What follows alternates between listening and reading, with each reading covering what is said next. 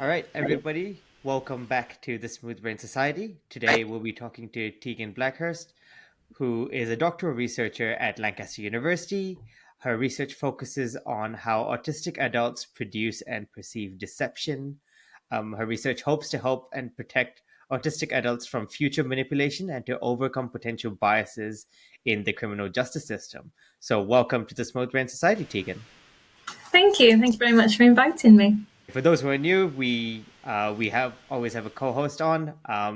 Beth is back on as our co-host this time. So Beth, thank you for coming back. Was good. Hello, everybody. Glad to be back.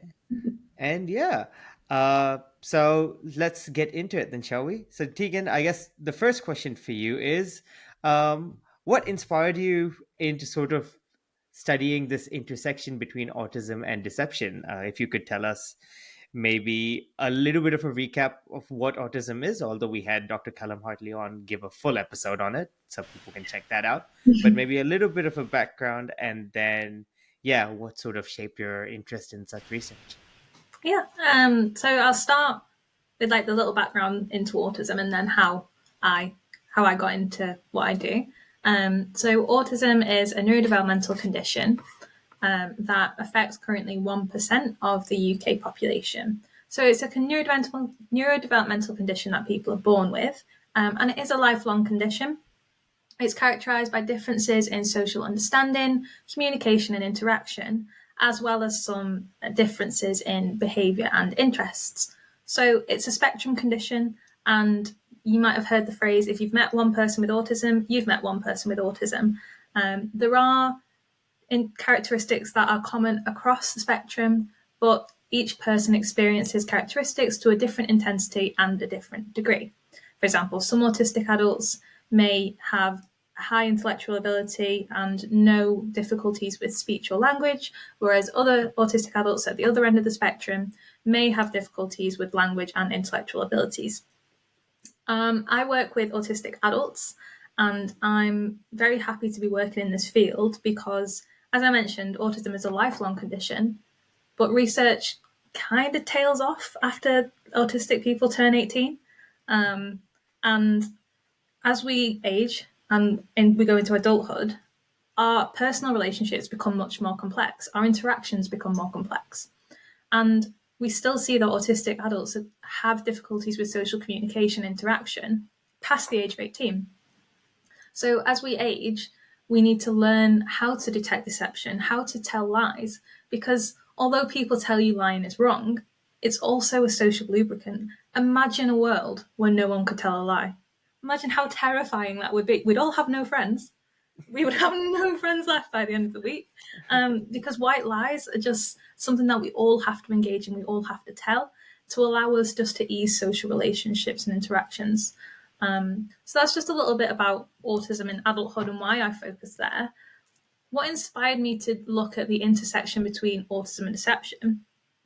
I've always been interested in forensic psychology, and I blame my mum because she brought me up watching Criminal Minds and every criminal show under the sun.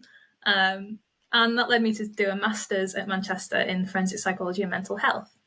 And during my master's degree, we had a lecture on autism and the criminal justice system.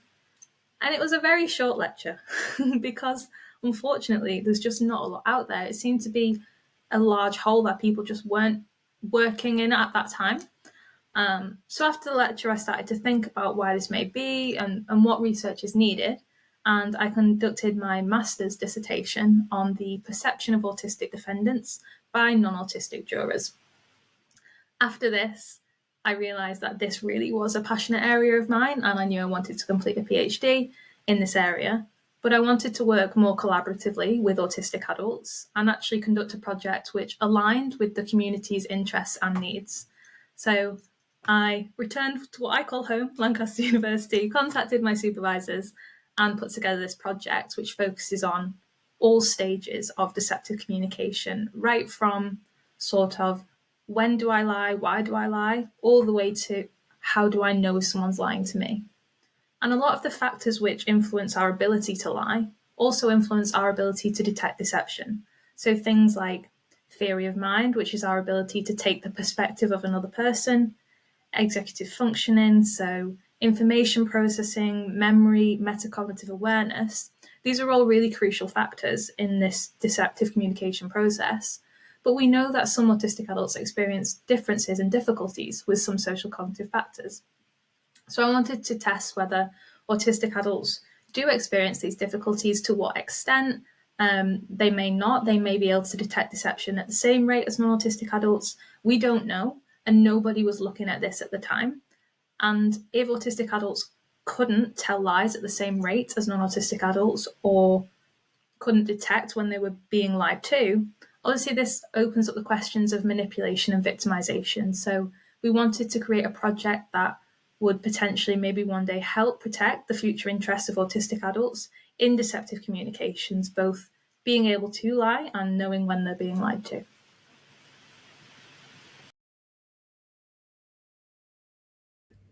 That's really fascinating, Tiegan. So basically, they can't lie and they struggle to tell when people are lying to them. And of course, if somebody is being manipulative, such as a detective who wants somebody to say something incriminating, that's a really scary thought.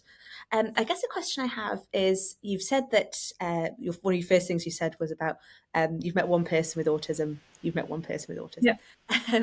So how, because there seems to be so much variations, how do you apply this across different people with autism in different ways? Can you maybe have different subtypes, or can some people lie who have autism, or some people be able to be deceptive? How do you kind of deal with that aspect? So it's interesting that you say can't lie. That is a big myth. So autistic people can lie, and can lie just as well as non-autistic people. Obviously, there's variation in ability to lie across all populations, neurodiverse and non-autistic. So there are differences in ability to lie regardless of neurodiversity. But I focus on autistic adults with high intellectual abilities. So I focus on university students because I'm a university student myself, access, practicality reasons, but also to engage in deception is a cognitively demanding act, both to tell a lie and to be able to detect a lie. So there is a level of intelligence and executive functioning required to engage in that process in the first place. So, for example, autistic adults with low intellectual abilities or other learning conditions that co-occur may not be able to engage in the deceptive process.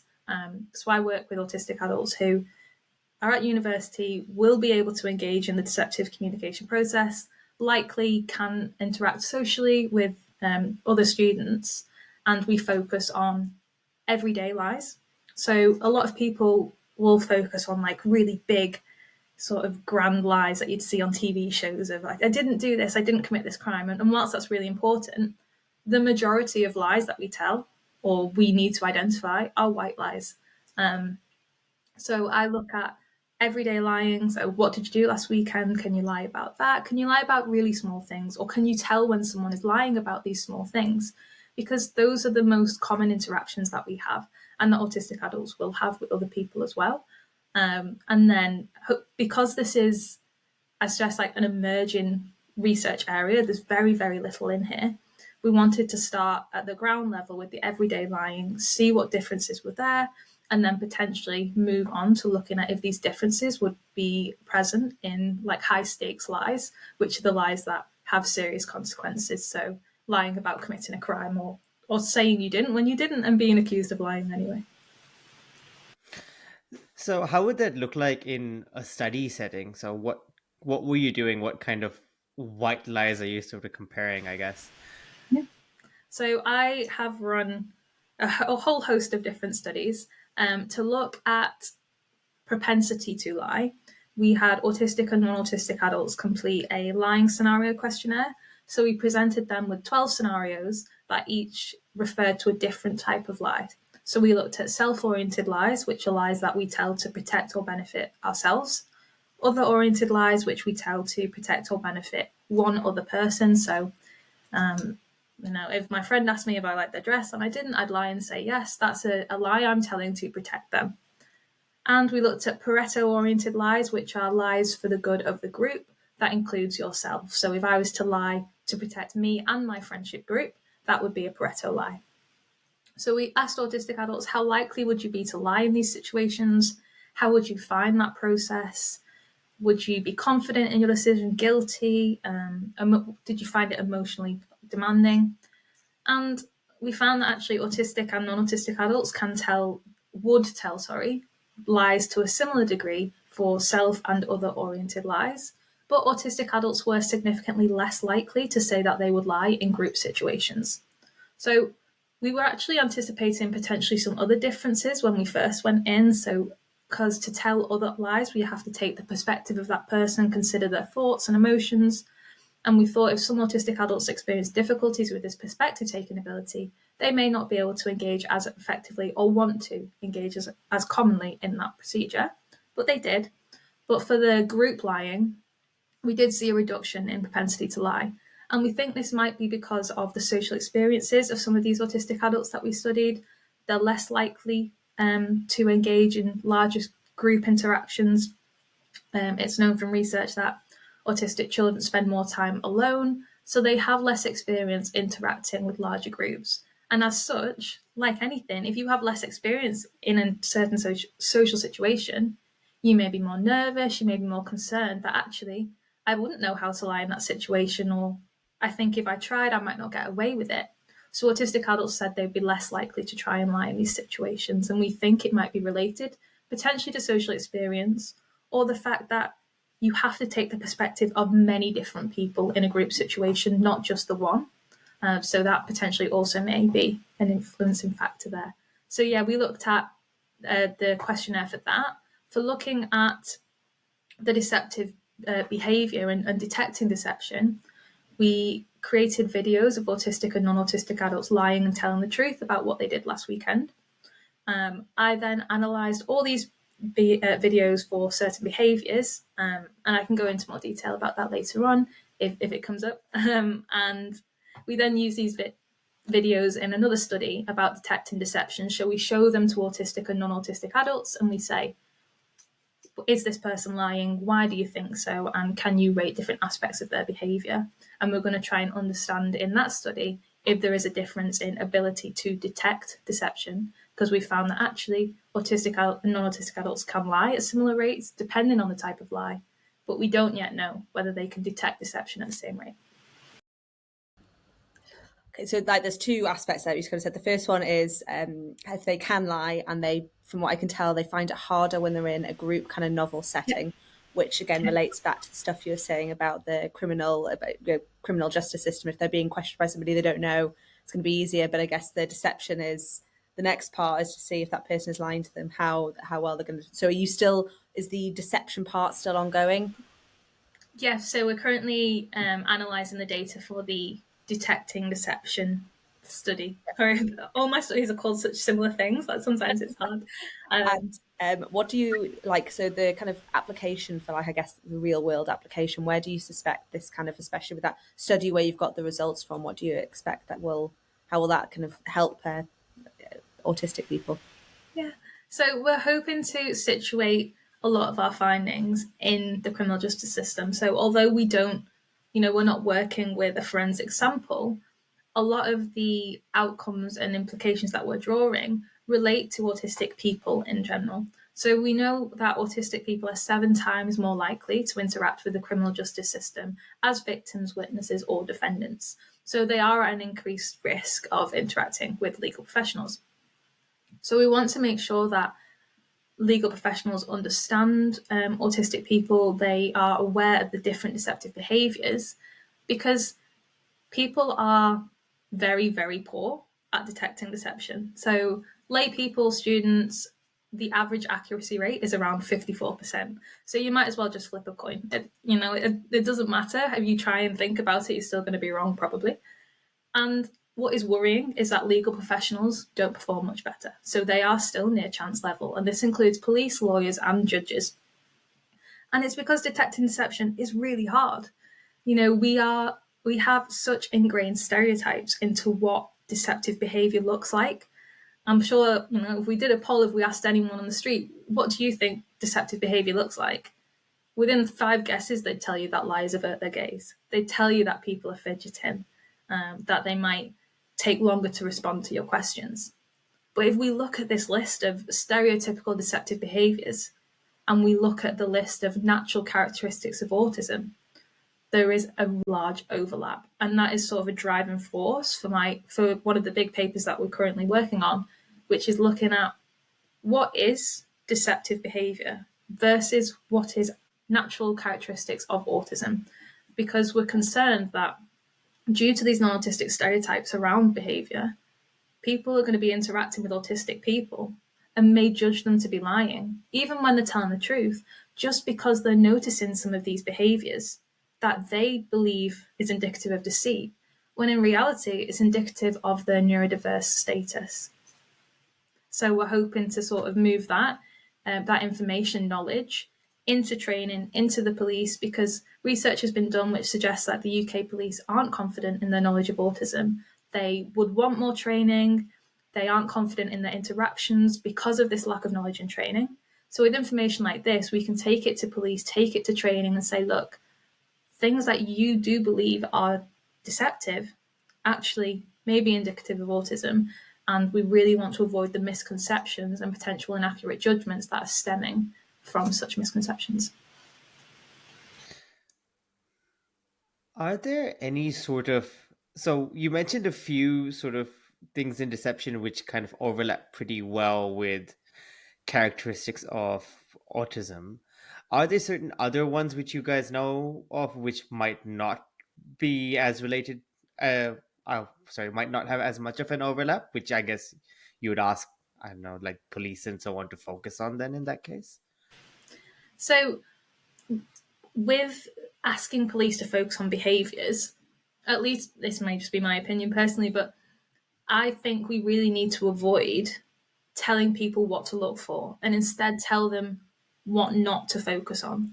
So we know that the majority of veracity decisions, and veracity being whether or not they think someone's lying or telling the truth, are flawed. A, because people are inherently truth biased. We naturally believe that people are telling us the truth. And B, because people are focusing on the wrong behaviours. So there was a study that asked the police, what behaviours do you think are suspicious? And they said things like averted eye gaze, fidgeting, difference in language. And you'd like to think that if we know that these are stereotypical deception cues, that legal professionals who've had training would. But then you look at the training, and some of it still to this day says things like eye contact may be suspicious, certain body movements may be suspicious. And it's barreling towards a misunderstanding and increases the danger really for autistic adults to be misconstrued in the criminal justice system. So I'd say instead of telling people what to look for, we need to tell them what to stop looking at. I mean, just on a general note, if someone's sort of interrogating me, I'd be nervous to begin with. I'd probably not look at them right at the start anyway. So you add that. Exactly. We do these behaviors, and people put a lot of stock into behaviors when actually they're not. They don't mean anything for some people. It's just people have natural differences in eye contact. So a defining characteristic of autism is differences in eye contact.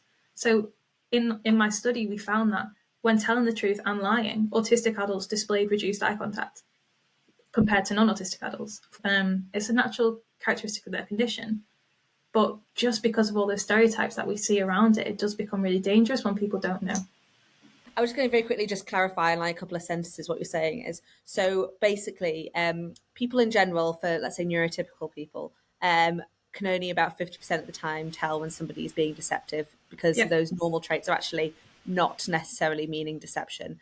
But those which we assume is deception, so like the avoiding of eye contact, those that are kind of linked with people who have autism, means that they're more likely to be assumed that they're being deceptive. And so you never kind of, do you view it from the opposite end of the kind of spectrum, I guess, where the police who might be deceptive, and because the people who have autism might not be able to pick up on that deception, so is it kind of viewing it from both sides, like there's almost bias from both sides? Is that fair to say? Yeah, that's a great question. Thank you. So we do look at it from both ends, so the production of deception and detection of deception. So I am testing a theoretical framework called the Brunswick Lens model, and applying this to the autistic population. So the Brunswick Lens model of deception is a 4-stage theory, and it says that in stage 1, the person chooses to lie or tell the truth.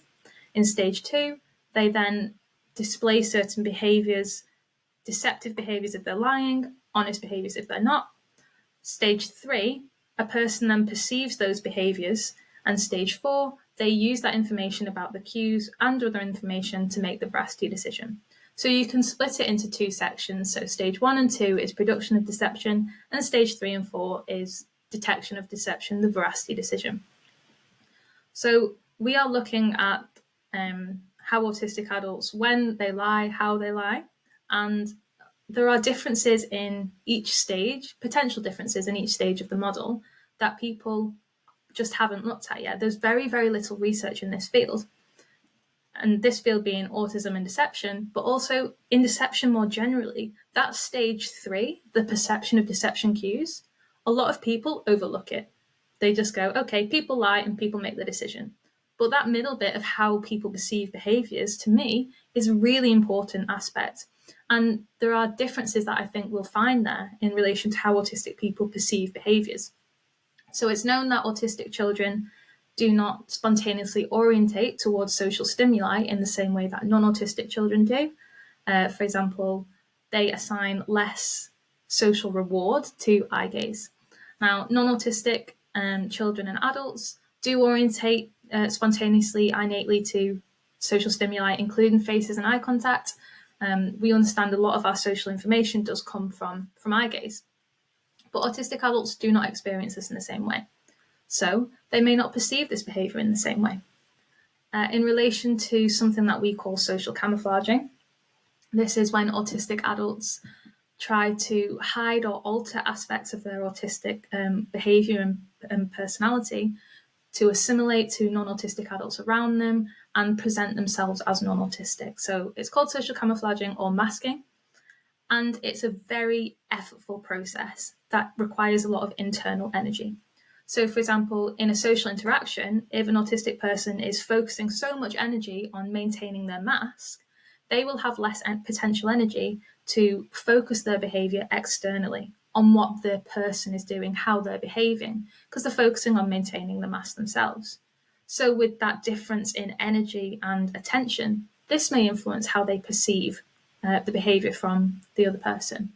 So in relation to things like the perception of cues, autistic people may perceive these behaviours differently.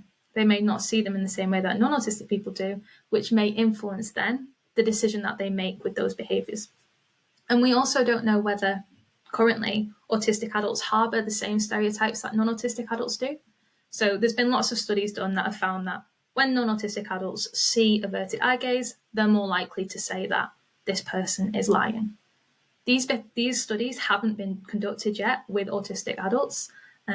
We are conducting one currently, and we are actually noticing similarities in the way that autistic adults perceive cues. So in the study that we're analysing at the minute, both autistic and non-autistic adults perceive averted eye gaze to be more deceptive and longer responses to be indicative of honesty.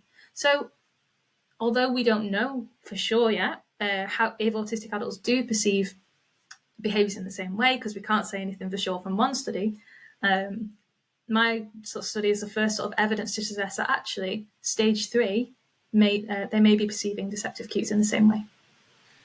Okay. Sorry. So this raises an interesting point if I understood it correctly. So you're saying that both autistic and non-autistic individuals sort of can perceive the lack of eye gaze, for example, as the same way as deception. Does that mean that autistic individuals might find other autistic individuals as more deceptive than non-autistic individuals then?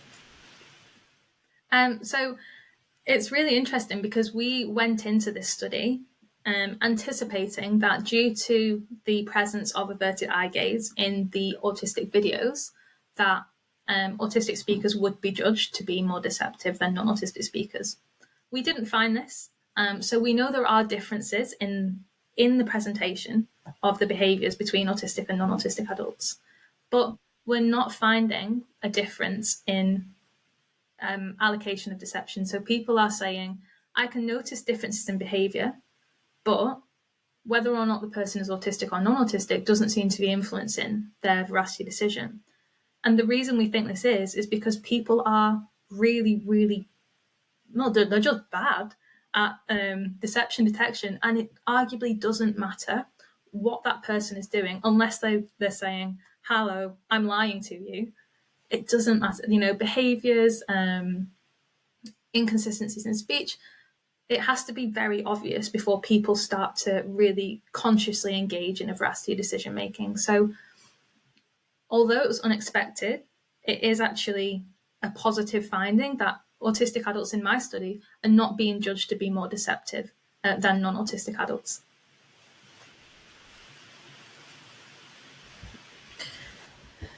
So really interesting. I guess has there only been any real world cases of autistic people who have gone away to prison because of these kind of misconstrued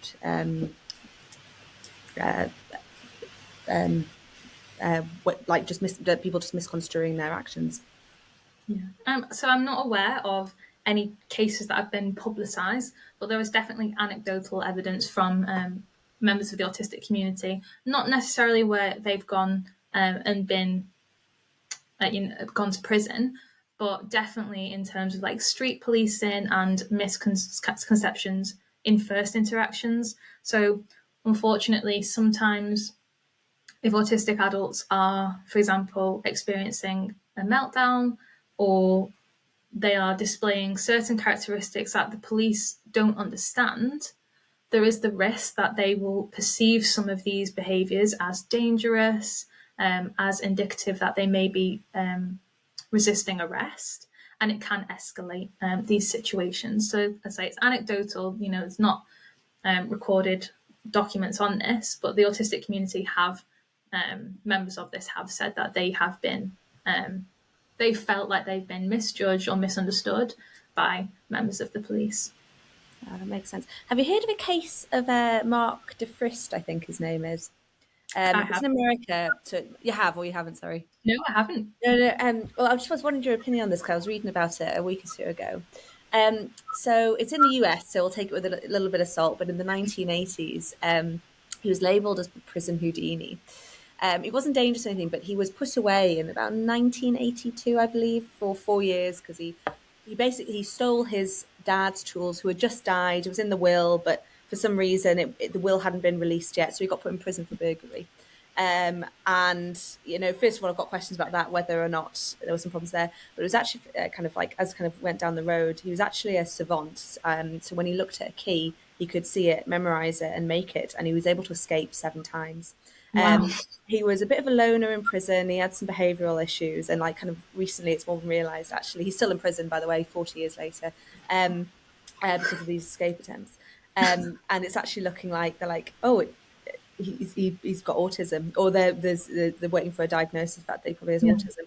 I think things like this, do you think, could help with that, where maybe because of those, he got 4 years, maybe because he was seen as a little bit odd, like lying a little bit because of these things. I just thought it was a case, if you got a chance to read about it, was exactly the reason why, doing what you're doing is so important, and hopefully stop people from getting, in prison for 4 or even 40 years. Yeah, definitely. Being able to look at a lock and instantly know how to like a key. That's a skill. Yeah, look up. I will do. I've not heard of that case. I'll look it up, but there has definitely been like instances where people have unfortunately been, misjudged, or potentially the sentence may be different depending on the diagnostic status of the defendant, the suspect. But actually, research suggests it may go in the opposite direction. So some research that looks at court and sentencing for autistic defendants, that if the defendant is autistic, it can actually it may reduce the sentence that they are given. Obviously, it depends on the case and each situation is specific, but sometimes it can have a positive influence, if not on the sentence decision, definitely on how they are perceived. So, in the example of my master's thesis, we found that we gave people a written vignette of a situation where an autistic person was waiting for a train and their train was delayed. We mentioned that the train was their special interest, so this train being delayed caused stress and anxiety in the person, and the police were called because they were exhibiting some dangerous behaviours towards themselves. The police came, the person began to shout and act out towards the police. So we gave the people this information and we asked them, do you think this person is guilty? Because they ended up hitting out at the police. So they were charged with assaulting a police officer. Is this person guilty? Do you understand what happened? All different questions. And then we gave, after they gave their answers, we then told them, actually, this person was autistic. Their special interest was trains. They become extremely upset and anxious when their routine is changed, and a little bit of information about their diagnosis. Then we asked them, does this change anything? Are you viewing this person exactly the same? Do you want to change any of your viewpoints? And we found that actually once we told everyone that the defendant was autistic, there was a positive shift in judgments. They started to view the defendant as more likable, more believable, more honest, more credible. So there is some evidence to suggest that actually disclosure of a diagnosis can have a positive impact in certain situations. So it's sorry, Go on. But... No, very quickly, just to bring back to the Mark Fisher. So maybe if they had known that he was autistic, then it might have been like, okay, then so we'll give him a little bit more leeway, but then we wouldn't have had the prison Houdini. No, I was just saying, yeah, that makes sense, and I think that's more of a recent trend, right? With more awareness comes that more sort of you're willing to give people that leeway, but like you mentioned when you had at the beginning when you said that autistic individuals are 7 times more likely to interact with the justice system. What I was thinking was exactly what you said, of that being mostly sort of resisting arrest or sort of caseworker incidents, sort of things is what I thought would be sort of the main interactions which people would face. With that regard, is there any sort of things which come to your mind in terms of training which can help police officers or in sort of detecting that, if it feels like that's going to be one of the main interactions which they're going to have with the autistic individuals? Yeah, definitely. I mean, it's as simple as complex as recommending more training, isn't it? But so definitely just making sure the manuals that they have now. So as I mentioned earlier, some of their manuals still say things like eye gaze is suspicious, these behaviors are suspicious. These are all grounded in non-autistic expectations. So a lot of my work is underpinned by something called the expectation violation theory. And this is a theory of communication which says that when we interact with people, we expect to see certain behaviors. So we expect them to act in line with what we think an honest person looks like. When we see unexpected behaviors, for example, averted eye gaze, this draws our attention to that behavior, and we need to find an explanation for that behavior. So a lot of the time it's, this unexpected behavior's happened, this violates my expectations of how this interaction should be going. What could explain this? Actually, I think they might be lying to me. And it's those expectations, though, of behavior are non-autistic expectations. The majority of society will think certain things, but it's because we're viewing it through a non-autistic, non-neurodiverse lens. So actually, we want to educate the police and legal professionals and actually everyone and say, your expectations surrounding behavior are biased to non-autistic people. If you tell people, actually, these behaviors may be indicative of neurodiversity, that will change the expectations. Because then if I see this behavior, I go, actually, the explanation for that behavior might not be that they're lying to me. It might be that they are neurodiverse. And we just want the legal system to sort of acknowledge this a bit more, put this through their training, just be saying, actually, autism is prevalent. And with autistic people facing an increased risk of interacting with the justice system, they are likely to interact with autistic people, and quite often. So we just want them to be more aware of autism and neurodiversity, potentially more aware of the behaviours that they can expect, and especially changing these manuals to make sure there's a neurodiverse lens going through, but also making sure that they are fostering a safe and supportive environment for autistic people. Now, this not necessarily in street policing, but things like interrogation rooms at custody. I would be terrified if I went into custody or the police were interrogating me, and I don't have a diagnosis of autism. I don't have to disclose the diagnosis. If an autistic adult was in that situation, the likelihood of them disclosing their diagnosis may be dependent on how supportive and safe they feel.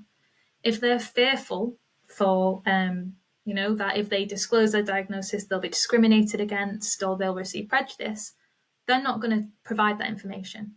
And that information may be what allows them to be more likely to receive equitable and fair treatment.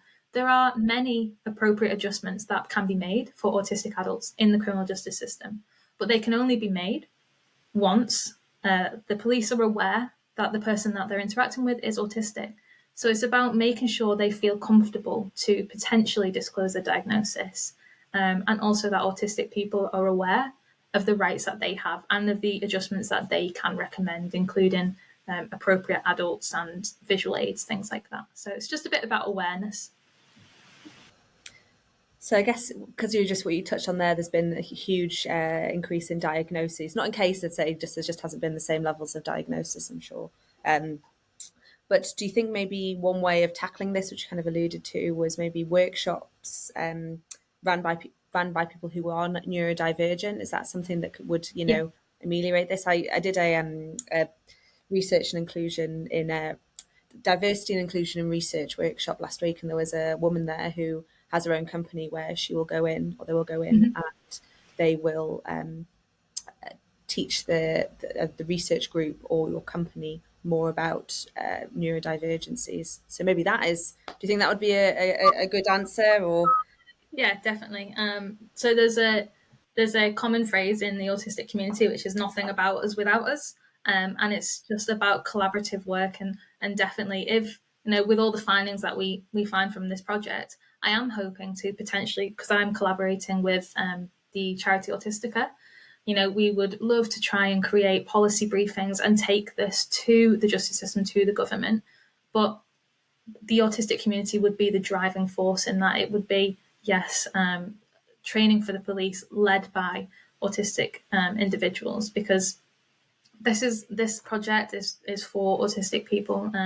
I'd never want to speak on behalf of or take away from the opportunities that autistic people can have to talk about autism to the police, and just make sure that we're doing all that we can to advance understanding. And also, autistic people will be able to tell the police, obviously, about their own lived experiences, and things that researchers that aren't autistic just won't be able to ever fully understand, and I would never claim to. So it's definitely, I want the autistic voice to be at the centre of my project now and moving forward. That's right. So basically, so it's important to have a diverse workforce as well, basically, isn't it, what you're saying? I think more neurodivergent hires, especially within the police force and the legal system, would help that as well. Yeah, definitely would. And I think we are going there. I went to a conference the other week and they were talking about specifically hiring neurodiverse people for certain skill sets, which is absolutely fantastic. But yeah, there's still a long way to go. I mean, if you had the Houdini on your side. Yes. I'm sure he'd open lots of doors for people.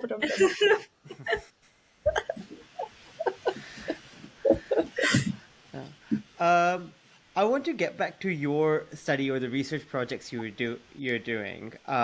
We of course spoke about one in detail, and then you said we touched upon the videos which you had recorded. Can you talk us through a little bit more of it, like what what you're trying to do, what that experiment or that research is Yeah. about? Yeah.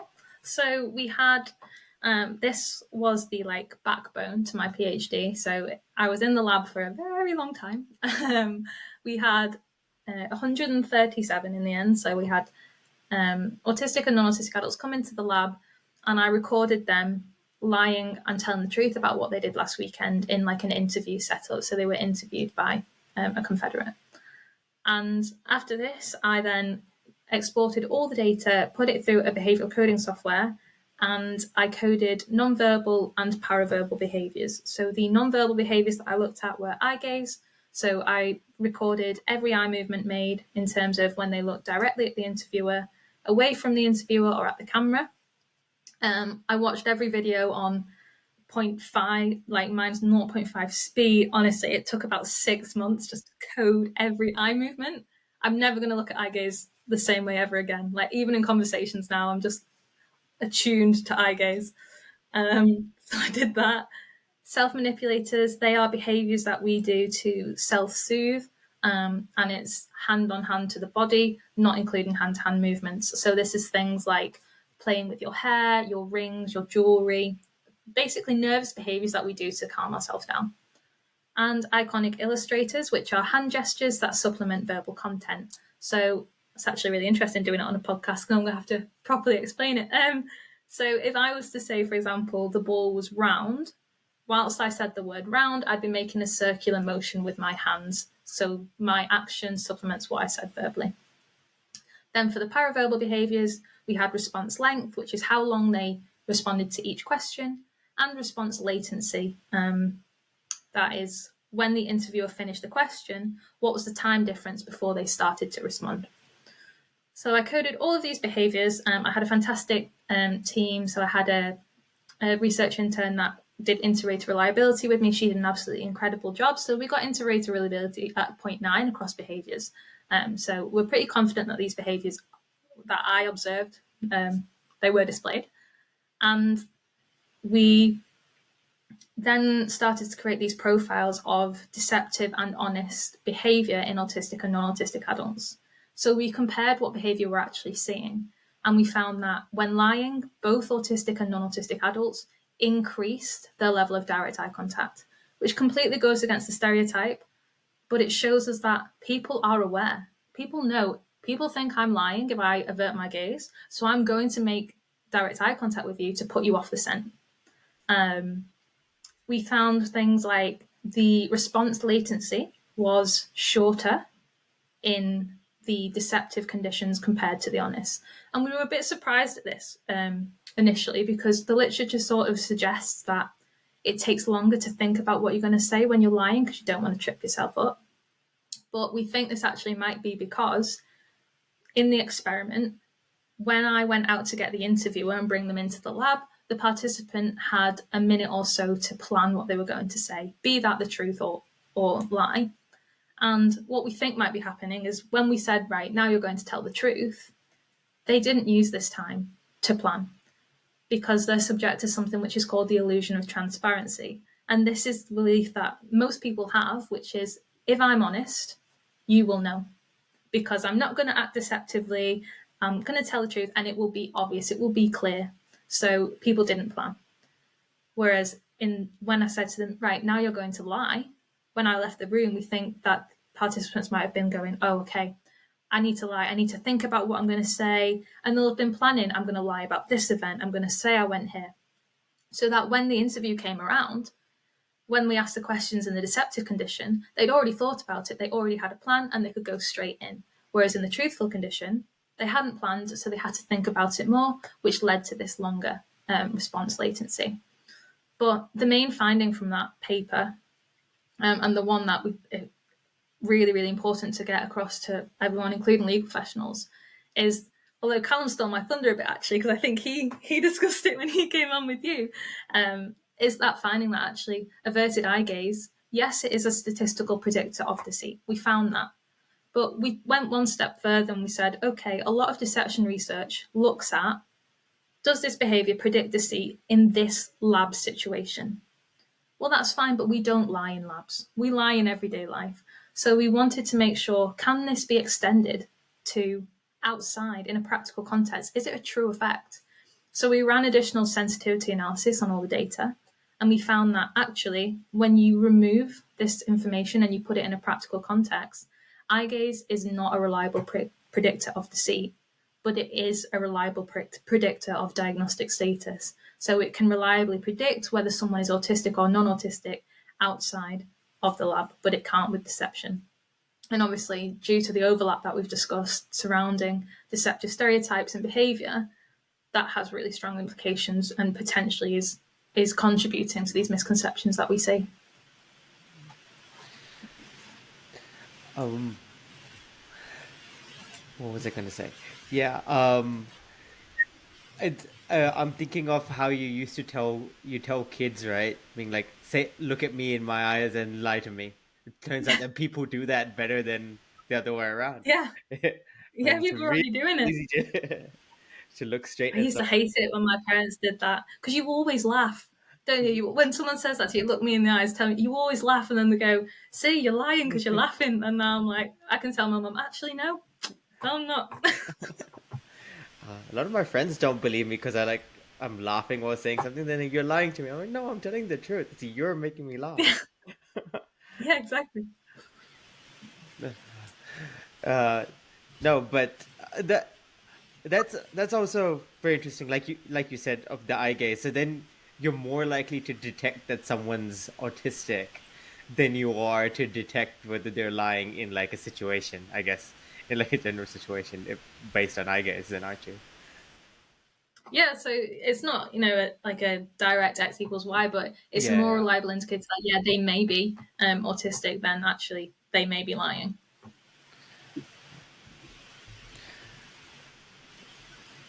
So, so so that was like the main finding of this study.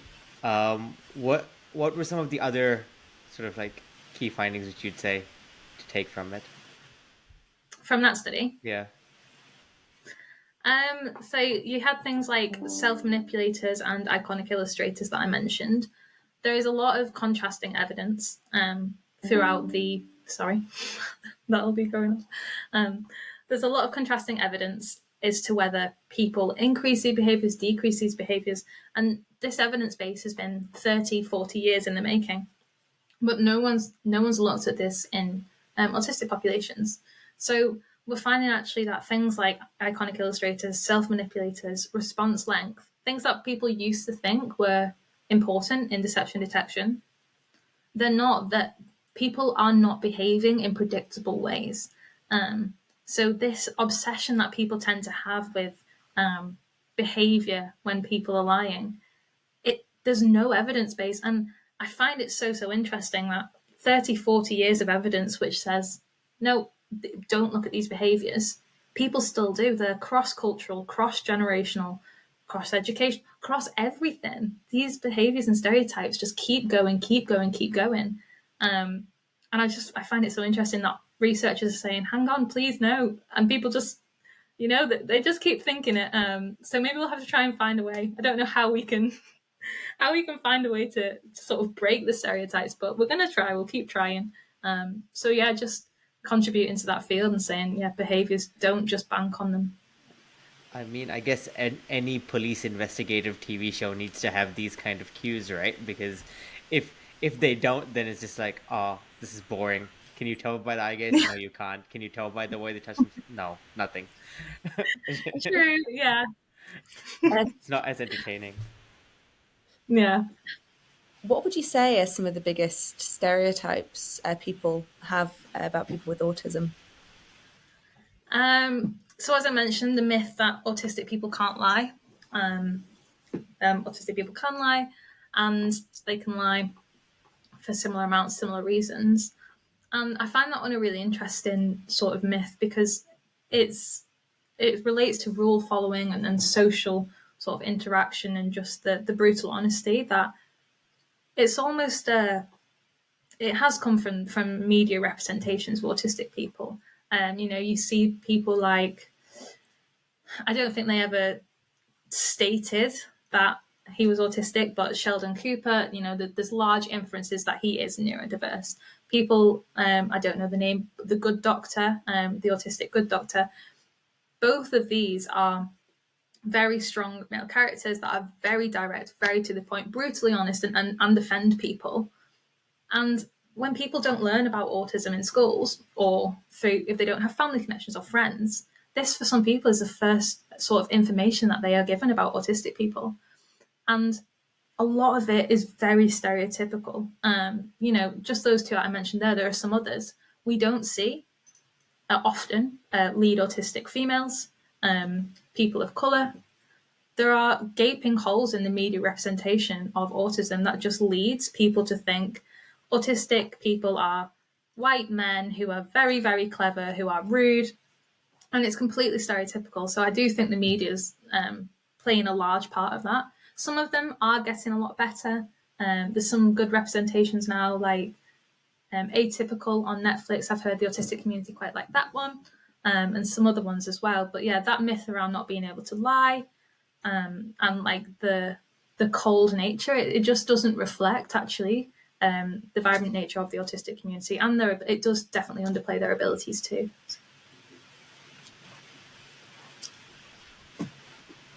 So basically, myth that they can't lie. People with autism can lie, and also the conception of what autism looks like. Yes, white, male, domineering, super smart is not just there's not one way. There's not one shoe. Yeah, I mean that's a good point as well. Yeah, the super smart savant. Yeah, I think it's. I can't remember the exact figure off the top of my head, but it's definitely under. I think it's under 5% of the autistic population are savants. There are a lot more autistic people with low intellectual abilities and co-occurring learning conditions than savants. So why do we only see the extremely smart, extremely intelligent characters when actually some autistic people really do struggle with their intellectual abilities and potentially aspects of everyday life? They're not going to. Some autistic people won't be neurosurgeons. They won't be doctors. So there is a disconnect between what we see on the screen and the stereotypes as to actually what a large proportion of the autistic community experience in day-to-day life. So yeah, definitely the savant, that everyone is a savant, is a myth too. We need to speak to Hollywood about this and tell them to. I know, yeah. I should create a program, shouldn't I? Become a consultant on the next show. Yeah, but as you mentioned, I don't think many people would watch it here, would they? If it's can't do this, can't do that. It's a bit too, yeah. If it's a bit too real, it becomes boring, doesn't it? I don't like it as much. No. Yeah. But on a personal note, what has been some of your what has been something more surprising, or what surprised you, or is what you found more rewarding as well about working with autistic individuals, your research in particular?